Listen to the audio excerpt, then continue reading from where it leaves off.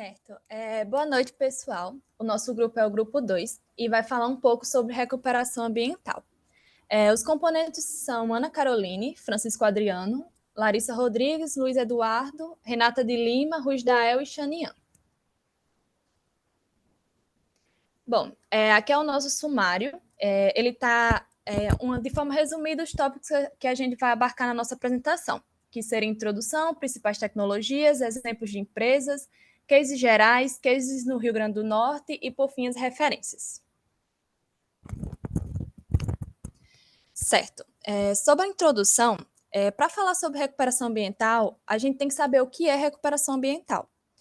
Então, conforme o decreto de número 97.632, estabelecido em 10 de abril de 1989, ele traz a recuperação ambiental com o objetivo de retornar ao ambiente, retornar a partir do ambiente degradado, no caso, uma forma de utilização para ele. E, neste caso, ele vai propor uma estabilidade do meio ambiente. Fica um pouco confuso, mas para facilitar o entendimento, a gente vai exemplificar nos próximos slides. Primeiramente, a gente tem uma região de sua forma original, como ela foi estruturada e formada, e a partir disso ela sofreu o processo de degradação. Pode passar. Agora a gente vai trazer o conceito de recuperação, alinhado também ao conceito de restauração e reabilitação. Porque durante as pesquisas do nosso grupo, a gente percebeu muito que esses conceitos eles estavam relacionados. Então, primeiramente, restauração, a gente vai ver um tratamento que vai focar na forma original do ecossistema. Tanto que, se a gente for analisar, essa imagem ela é semelhante à imagem antes da degradação. Eles tendem a procurar recuperar para a sua forma original. Já a reabilitação, eles procuram um tratamento para que recupere uma ou mais funções do ecossistema, tornando ele adaptável para outros tipos de situação também. Tanto que a gente observa que houve uma recuperação, mas não foi uma recuperação total. E a recuperação em si, que é o que a gente vai abarcar no nosso trabalho, ele traz a reparação dos recursos de forma que traga as espécies que foram encontradas originalmente no local. Tanto que a gente vê que não é o mesmo ambiente, porém ele possui espécies semelhantes, que é justamente esse o sentido da recuperação ambiental. Pode passar. Pensando nesse contexto, a gente traz uma base histórica de até que ponto o conceito de recuperação ambiental ele foi se estabelecendo no Brasil. Então, começando em 1886, a gente traz o reflorestamento da Floresta da Tijuca, no Rio de Janeiro, que foi justamente uma ideia do imperador da época, que delegou o Major Manuel Gomes, como a gente pode ver no slide, para criar um plano para essa região. Essa região, na época, ela sofria longos períodos de devastação, voltado tanto à questão das lavouras de cana-de-açúcar, quanto o café, quanto também a exploração da madeira. Ou seja, era uma área que já estava bastante degradada. Então, a partir disso, foi estabelecido um plano para procurar a recuperação desse ambiente. Então, um dos objetivos era plantar mais de 6.000 mudas até o ano de 1873. Aqui a gente vê uma imagem da época de como estava o local, como estava esse local antes desse projeto. A partir disso, em 1916, foi quando começou-se a pensar um pouco na parte de legislação. E aí a gente tem o Código Civil. Um ponto que é importante destacar é que nesse reflorestamento, em 1886, além dessa devastação, a cidade começou também a sofrer por falta de água potável. E o Código Civil de 1916, regido pela Lei número 3.071, ele vai trazer um artigo definindo que são proibidos são proibidas construções de maneiras gerais que podem poluir ou até mesmo inutilizar a água. Ou seja, já começaram a ter uma base dessa questão dos recursos e até que ponto eles podem influenciar se for degradado ainda mais. E ainda na década de 1936 é que eles vão expandir as normas para outros recursos naturais, não só a água. E aí a criação tanto do Código Florestal, que é de 1934, quando o Código de Água. E esses dois tipos de códigos são normas que procuram estabelecer critérios para a preservação tanto das florestas quanto das águas no território brasileiro. Em 1955, a gente traz outro exemplo de recuperação ambiental, que foi a recomposição de um trecho da Mata Ciliar. Como podemos ver, esse é um município de Cosmópolis, em São Paulo, e lá era uma região da Floresta Atlântica, que foi muito degradada também durante esse período, e teve o seu processo de recomposição iniciado em 1955. Pode passar. Só um ponto para ser destacado é que, naquela época, antes dessa nova etapa, no Brasil não tinha tanto conhecimento de como funcionavam os nossos ecossistemas. E também existia uma carência muito grande nas áreas de produção de mudas, por exemplo. Então, é em 1965 que começa a existir novas regulamentações, começa a ter esse conceito de recuperação ambiental mais estabelecido e o foco na procura por isso. E em 1965 tem a estruturação do novo Código Florestal, e ele traz tanto a questão da reserva florestal legal, quanto as áreas de preservação permanente, que foi até tópicos que a gente viu na nossa sala de aula.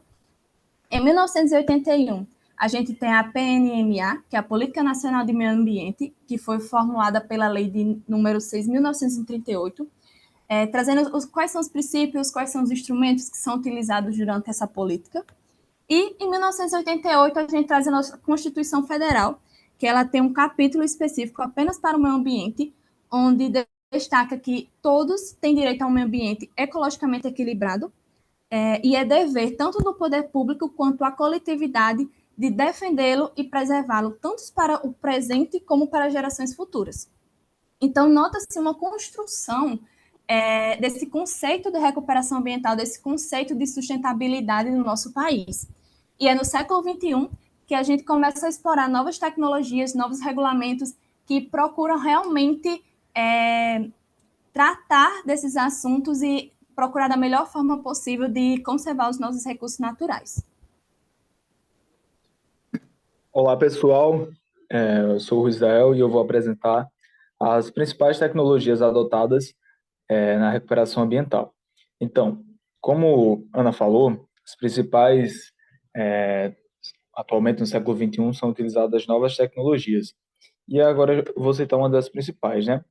A biorremediação é uma técnica que utiliza os organismos vivos, como bactérias, fungos, plantas, que para degradar, remover os contaminantes da terra, do meio ambiente como um todo, nos três meios, tanto o ar, quanto a água, quanto a terra como um todo, né? Então, alguns dos organismos utilizados são bactérias como Pseudomonas aeruginosa e Bacillus subtilis. Então, como que é feito esse processo, né? São soltos micro-organismos para degradar compostos tóxicos que são prejudiciais ao meio ambiente e que foram soltos de alguma maneira, seja por processos químicos industriais, derramamentos de petróleo ou resíduos agrícolas, né? Outra técnica também utilizada é a fitorremediação. A fitorremediação é uma técnica que utiliza plantas para remover, degradar ou acumular contaminantes do solo, água ou ar, né? Então, assim como a biorremediação, o objetivo também é fazer a remoção dessas substâncias, né, jogadas na terra, mas o principal foco aqui é a utilização das plantas, né? Então, as plantas selecionadas são aquelas que têm uma alta capacidade de tolerar e acumular os metais pesados, aqueles compostos orgânicos ou outros poluentes, né, que possam ser contaminantes. E aí, a partir disso, após essa coleta, né, desses contaminantes, essa planta é removida do local e assim são removidos os contaminantes no meio ambiente. Além disso, outra tecnologia que a gente utiliza são o próprio monitoramento, né? Então, para que essas tecnologias como a biorremediação ou a fitorremediação seja realmente obtenha seu êxito, né? Precisa haver um monitoramento, uma análise de dados por trás de tudo isso. Então, o monitoramento ambiental é essencial, né, para avaliar a eficácia das técnicas de recuperação ambiental e identificando problemas e ajustando as estratégias conforme necessário. E aí isso pode incluir o quê? Pode incluir amostragens do solo, análises laboratoriais, até mesmo sensoriamento, né, remoto e modelagem ambiental como um todo, né? Então, a partir disso, a gente pode fazer essa verificação e conseguir validar essas tecnologias para que elas possam ter o melhor aproveitamento. Outra tecnologia colocada é a engenharia de ecossistemas, né? Então, a engenharia de ecossistema é a prática de manipular os ecossistemas para restaurar ou melhorar a sua função ecológica, né? Então, um exemplo é a construção de zonas úmidas para filtragem de poluentes, né? Então, olha só, como é que funciona isso? É realmente a manipulação, o design dos ecossistemas para poder fazer esse tipo de recuperação, seja restaurando um habitat natural, uma floresta, um manguezal, uma zona úmida, para realmente promover a biodiversidade e melhorar a qualidade da água, do solo, seja lá qual for o ambiente, né? Então, algumas coisas que a gente pode citar aqui seria telhados verdes, jardins de chuva, corredores ecológicos, que a gente consegue mitigar os impactos que são feitos pela atividade humana no ambiente, né? Além disso, pessoal, eu vou citar algumas empresas, né, que da área, né, de recuperação ambiental, que são que fazem algumas dessas utilizações das tecnologias citadas, né? Então, a Biota Technology, ela foca na restauração ecológica das áreas degradadas, ou seja, ela realmente faz essa utilização de biorremediação, de fitorremediação, com o intuito realmente de melhorar essas áreas, né? Então, ela desenvolve e implementa projetos de recuperação de ecossistemas terrestres e aquáticos, ou seja, ela utiliza também a engenharia de ecossistemas e utilizando técnicas de replantio, engenharia natural, manejo integrado para reabilitar habitats degradados e promover a biodiversidade, ou seja, utiliza de outras tecnologias para poder fazer esse tipo de recuperação. Outra empresa que a gente consegue citar é a Veolia, né? Então, a Veolia, liderança em serviços ambientais, ela tem atuação global na gestão de água, tratamento de resíduos e energia, faz uso de fitorremediação e biorremediação, sobretudo biorremediação, para atuar na água, né? E é especializado em tecnologias avançadas para água, reciclagem e energia sustentável. Tem um compromisso com a economia circular e inovação tecnológica, algo que vem aumentando nas empresas, né? A ideia é realmente de reutilizar e retornar para a empresa e o foco na proteção do meio ambiente e na promoção da sustentabilidade. Outra empresa, que é global, né, é uma empresa líder, uma das maiores empresas de gestão de resíduos do mundo, é a Waste Manager. Essa empresa ela tem serviços abrangentes, oferece soluções completas de gestão de resíduos, desde a coleta até a disposição final.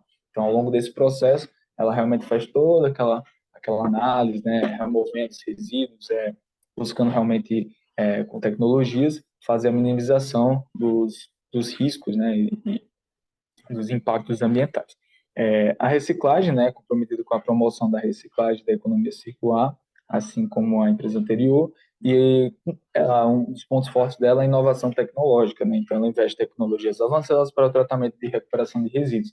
Ela utiliza de sensoriamento remoto, faz a utilização de inteligência artificial para poder fazer a verificação dos dados de amostragem, e, enfim, a sustentabilidade é um foco em práticas ambientalistas responsáveis e a redução do impacto ambiental dos resíduos, né?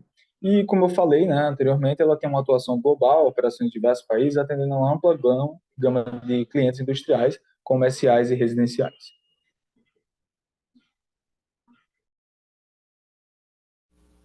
E agora a gente traz alguns exemplos de recuperação ambiental, começando com casos mais gerais e casos mais próximos a gente, inclusive alguns casos do RN. Começamos pelo Parque Nacional de Iberá, na Argentina.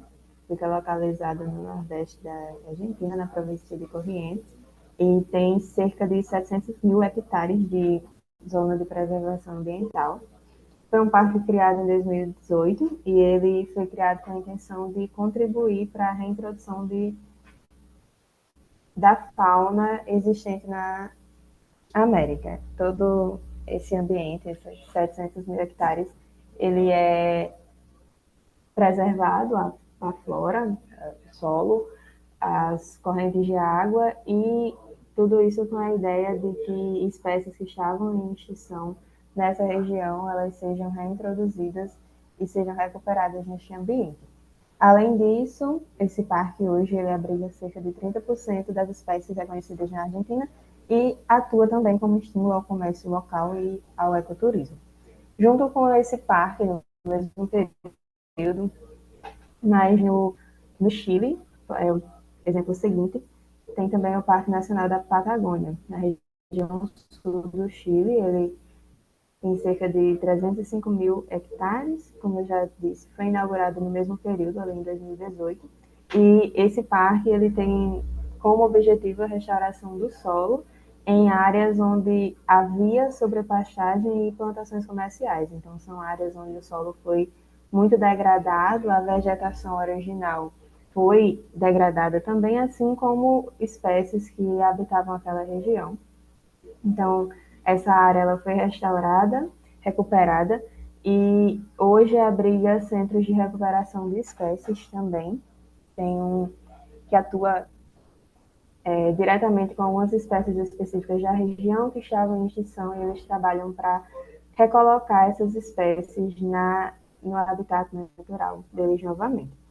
E, assim como o anterior também, ele estimula o comércio local e o ecoturismo. Pronto, e aí, entrando, né, em alguns cases no nosso estado, e aqui eu vou aprofundar de forma breve um pouquinho mais sobre esse processo, de recuperação ambiental, né? E aí vou iniciar falando da recuperação de solo em áreas petrolíferas. A gente sabe que a exploração de recursos minerais, recursos como petróleo, gás natural e a pissarra, ela é bastante comum. Então, foi feito esse estudo aí nas regiões do Vale do Açu, Mossoró e Macau, aqui no RN, e foi feito em parceria com a Embrapa, que é a Empresa Brasileira de Pesquisa Agropecuária, a Petrobras e a UFESA. Né? E aí, a mineração de pissarra aí por causa do petróleo, né? Ela gerou como consequência um solo bastante pedregoso e com baixo teor de matéria orgânica, porque para você ela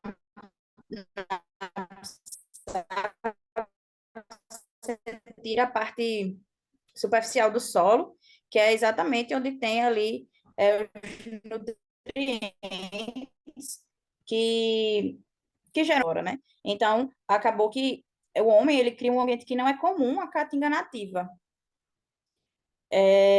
Bom, e aí, para restaurar para recuperar essa área, a empresa, a Embrapa, ela utilizou, inclusive da técnica aí que o Vidal trouxe, que é a biorremediação, que são, a empresa, né, pegou espécies de famílias, principalmente de leguminosas, não exclusivamente, mas principalmente leguminosas, e aí introduziu bactérias e fungos nessas espécies para que elas adquirissem uma resistência maior e conseguissem crescer nesse solo impactado, causado aí pela exploração mineral da produção do petróleo. E aí, eles fazem. Eu não sei se. Aí passou a tela? Não, agora foi. Eles fazem o monitoramento dessa área, né? São 191 hectares nesse processo de recuperação, e eles plantaram cerca de 2.000 mudas dessa forma, e eles fazem esse monitoramento e avaliar a forma como conseguem ver a velocidade que as plantas ela cobrem esse solo e qual é a taxa de variação ali entre o período da seca e o período de chuvas. Além disso, eles utilizam estratégias para conseguir preservar a umidade do solo após o plantio, já que é uma área bem arenosa, né? Uma área bem seca. Então, eles utilizam algumas técnicas como adição de palha, de carnaúbo, mudas com raízes alongadas, colocam esterco, hidrogel. E quando a paisagem ela está muito degradada, eles têm que também ordenar a paisagem, né? Eles ordenam para onde a água da chuva vai, para criar tipo poças, que são a Barra Jonas são tipo poças de água, onde eles conseguem, com essas poças, a proliferação de algumas coisas, né? Por exemplo, eles possibilitam a desidatação animal.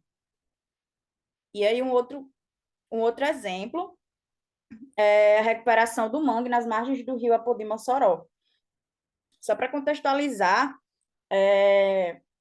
essa região como um todo, ela possui atividades econômicas de grande importância para o estado, e dentre elas a atividade salineira. E aí a atividade salineira, ela, apesar de ser importante, ela causa graves danos ambientais, principalmente pela falta de planejamento. As empresas, elas muitas vezes fazem a produção em locais inadequados, né, que não há um estudo prévio antes de começar ali a produção salineira. Mas também, não só pela produção de sal, mas criação de camarão, lixo, dentre outras coisas. Enfim, e aí geralmente a atividade salineira ela é localizada nas margens das áreas de mangue, que naturalmente é uma APP, né, uma área de preservação permanente. E aí, fazer qualquer tipo de coisa ali na APP, sem o devido planejamento, causa diversas coisas para o meio ambiente, né, como a fragmentação do ecossistema, a perda de biodiversidade. Ele inviabiliza ali também grandes áreas, porque fica muito salinizada as áreas. Enfim, o leito aí do rio, por a margem estar degradada, o leito do rio, ele aumenta, então aumenta a possibilidade de enchente, enfim, são várias as coisas que, que aumentam a chance de acontecer com essas margens elas degradadas. E aí, no Rio Apodi-Mossoró, foi criado o projeto Margem Viva, que eles pretendem recuperar 148 hectares de áreas degradadas. Então, é um projeto em parceria aí com os salineiros, eles podem continuar atuando nas áreas que já foram degradadas para as regiões equivalentes às áreas que eles ocuparam. Né? Então, é feito em parceria. E aí é um projeto feito em duas etapas. Primeiro, o levantamento ambiental e depois a elaboração do PRAD. O PRAD é o Plano de Recuperação de Áreas Degradadas, né? E aí, esse projeto, ele é feito aí, primeiro foram selecionadas as espécies, foi feito o levantamento florístico e uma pesquisa, onde foi dada prioridade por espécies de rápido crescimento e dispersão por animal. Para quê? Para facilitar a manutenção após a implementação do projeto. Aí você tendo animais dispersando, tendo crescimento ali rápido, você consegue recuperar mais rápido. Enfim, e aí as mudas, elas foram produzidas com sementes produzidas na mesma região, ou de regiões semelhantes, ou de áreas próximas, para conseguir tentar que seja uma vegetação mais nativa possível. E aí o plantio, ele foi realizado no final da estação chuvosa, para evitar que as enchentes devastem, né, o replantio feito, e foi feito de forma heterogênea, que foi feito plantio de vários tipos diferentes, em níveis diferentes de vegetações. Então, vegetação totalmente que seja totalmente exposta ao sol, de sombra, média, para justamente conseguir manter essa recuperação nas várias épocas do ano. E, além disso, foi um método que obedece ao sistema de faixas paralelas, ou seja, as regiões mais próximas do leito do rio, de forma paralela, as plantações elas são menos espaçadas, então elas ficam mais densas nos primeiros 20 metros. E aí depois eles podem espaçar mais, botar menos quantidade de plantas, porque já não precisa tanto de um adensamento para essa recuperação.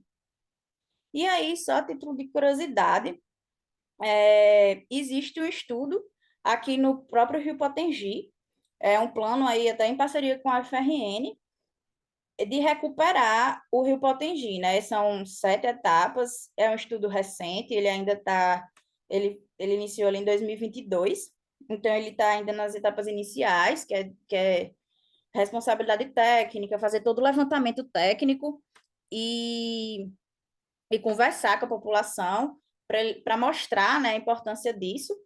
E aí, para 2024, o plano do estudo é recuperar 15 hectares, os 15 hectares mais degradados da bacia hidrográfica aqui do Rio Potengi. E aí é isso. Essas são as nossas referências. E obrigada. Qualquer dúvida, é só perguntar.